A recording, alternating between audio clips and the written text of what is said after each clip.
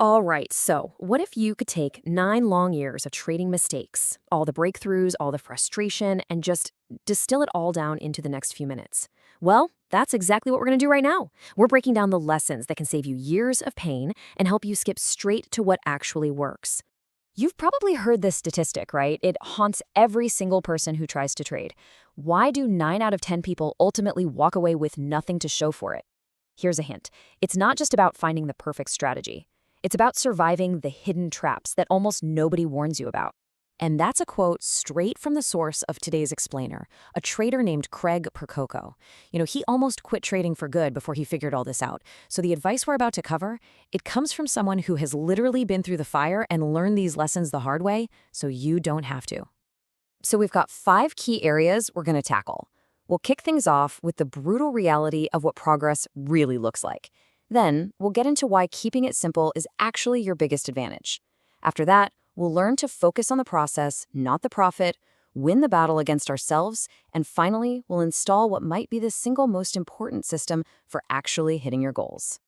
First up, we have to talk about something called the Valley of Disappointment. And I'm telling you, if you don't get this concept, you're almost guaranteed to quit before you ever see a dime. This is the first and biggest hurdle you're going to face. The core idea here is what's known as the Plateau of Latent Potential. What does that mean? It means that for what feels like an eternity, it's going to seem like you're going absolutely nowhere.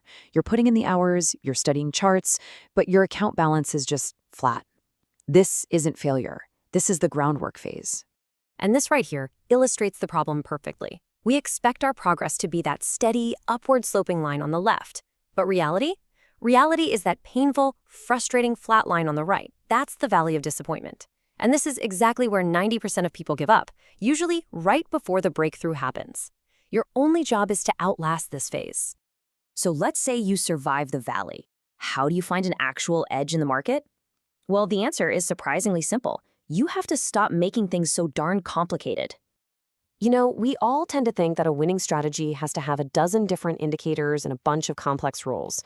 But the truth is, everyone's looking at the exact same charts. The real edge? It isn't on your screen, it's between your ears. It's your ability to manage your own fear and greed when everyone else is losing their cool. So, how do you build a simple strategy that works? You use Occam's razor. The simplest solution is usually the right one. Find one single, repeatable pattern. Journal it, like obsessively. Analyze the data to see what actually works and then test it. And this is important, without using real money until you've proven it has an edge. Then you just refine that simple process over and over and over again. Okay, this next part is a huge mindset shift, and it's this. If you want to make money, you have to stop thinking about the money. Seriously. You have to become obsessed with executing your process, not with your profit and loss. Just look at the difference here. If your trading feels exciting, if it feels like gambling, you're on the left side, the unsustainable path. The goal is to get to the right side, systematic, consistent, and honestly, kind of boring. Boring is good. Boring is the feeling of a well-run business just executing its plan. So how do you actually detach yourself from the money? You stop thinking in dollars and you start thinking in risk units, or just R for short. 1 R is simply your fixed amount of risk on any single trade. So instead of saying I'm risking $1,000, you say I'm risking 1 R. Your goal isn't to make money, your goal is to make 3 R or 4 R. All of a sudden, it becomes a strategic game of collecting these R units, and that emotional attachment to the dollar amount, it just starts to fade away. But here's the catch. Our brains are literally hardwired to fight us on this. There's a really powerful cognitive bias called loss aversion. What it means is that, psychologically, the pain of losing $1 feels about twice as bad as the pleasure of winning $1. And this one bias absolutely destroys trading accounts. So let's look at how this actually plays out, because this is crucial. Loss aversion makes you desperate to avoid that pain of losing. You see a trade in profit, and you get scared it's going to turn around and become a loss, so what do? You snatch that small win off the table. You play it safe. But your strategy's whole edge depends on letting those winners run. By cutting them short, you are statistically guaranteeing that you will lose money over the long haul. So let's say you've developed a simple process and you understand loss aversion. Awesome. But then a whole new set of psychological hurdles pop up. This is where you have to start mastering the inner game. A perfect example of this is something he calls the glass equity ceiling. Have you ever noticed this? You get your account up to a certain number, maybe you get it back to break even or you hit a new all-time high, and then, almost immediately, you give it all back. That number, that's your glass ceiling. The secret is to realize the ceiling isn't some external force. It's a reflection of you changing your behavior. When you get near that number, you start playing it safe again. You start cutting your winners short. But here's the cool part. The ceiling is actually a blessing in disguise. It's pointing a giant flashing arrow at the exact behaviors you need to fix to get to the next level. All right, now for our final section, and I think this might be the most powerful, practical takeaway of this whole thing. It's time to learn how to reverse engineer your success. See, most traders set goals completely the wrong way. They'll say something like, my goal is to make $300 a day.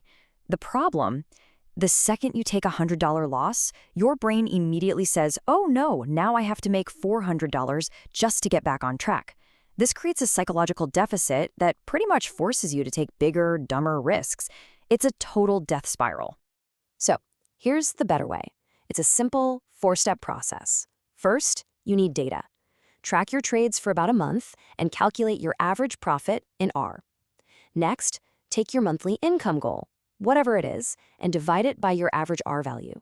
That number you get, that is the exact dollar amount you have to risk per trade. From now on, your only goal is to execute your process perfectly while risking that specific amount. That's it. And here's what that looks like in the real world. Let's say your monthly income goal is $9,000, and your data shows that when you follow your system, you average a net profit of 9 Rai a month. Okay, you just divide $9,000 by 9 R, the answer is $1,000. That's your required risk per trade. Done.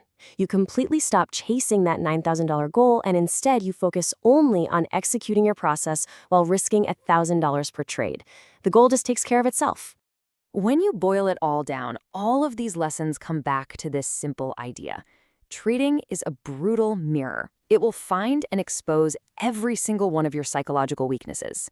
If you don't build a rock-solid foundation of self-awareness and real conviction in your process, the market will define you. And trust me, it's usually not in a very flattering way. And that leaves us with one last question to really think about. After everything we've just covered, from the valley of disappointment all the way to reverse engineering your goals, I want you to take a hard, honest look at your own trading. Are you really just one magic indicator away from success? Or is the real work, the most important work, the work that needs to be done inside your own head?